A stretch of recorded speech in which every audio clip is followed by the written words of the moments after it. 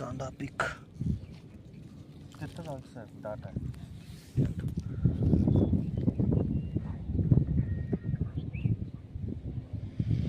Sir नमस्कार.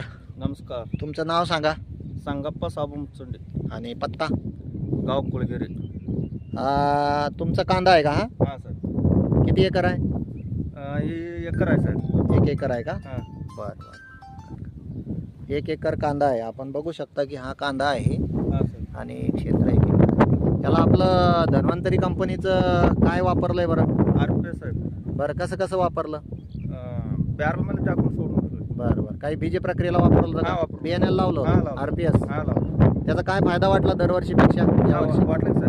काय काय रोग नाही काय नाही. एकसारखं उगवलं बा. हा एकसारखं. आपण बघू शकतो की हा जो कांदा आहे हा जवळपास 1-1.25 एकरमध्ये आहे. तर एकसारखेपणा म्हणजे कांदा उगवताना एकसारखा उगवला. हां, एकसारखं. जर्मिनेशन म्हणायचं त्याला, आहे का नाही? हां. सगळं बी उगवलं, हां सर. निघून आलं बा, हां. लावून आलं.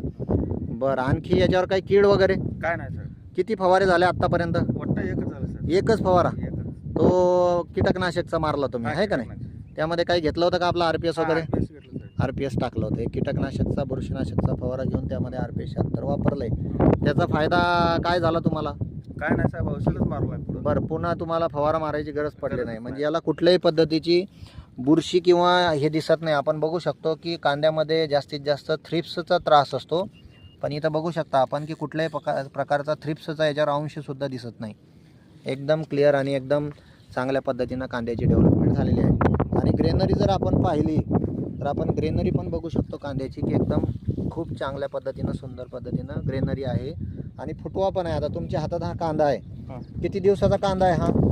हा 1.5 महिन्याचा आहे सर. फुटवे मोजा बरं याचे साधारण.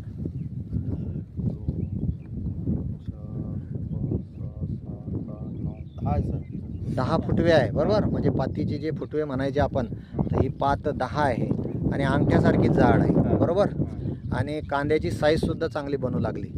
दरवर्षी तुम्ही रोप म्हणजे कांदा हा ओलावालाच कांदा विकून टाकता, बरोबर. हां बरोबर. पण यावर्षी रेट असल्यामुळे तुम्ही ठेवलाय आणि चांगला दिसला तुम्हाला हां, हां. की बुवा आपले पैसे चांगले होऊ शकतात, म्हणून मार्केटला कांदा विकायचा तुमचा हाय. विचार झाला आहे, बरोबर. तर खूप चांगल्या पद्धतीनं डेव्हलपमेंट आहे. शेतकरी बंधूंना पण आमचा संदेश असेल की कांद्याला बीज प्रक्रियेपासून धन्वंतरीचं RPS 76 वापरा. हे जे RPS 76 आहे हे कोणाकडून माहिती झालं तुम्हाला? हे बापूसाहेब कोळेकर, हे आमचे बापू कोळेकर सांगतो. धन्वंतरीमध्ये पर्ल आहेत. आणि कार्तिक शेंडगे सर, हां. बरोबर, यांनी सुद्धा आल्यामध्ये वापरलंय. यांच्याकडून तुम्हाला माहिती मिळाली.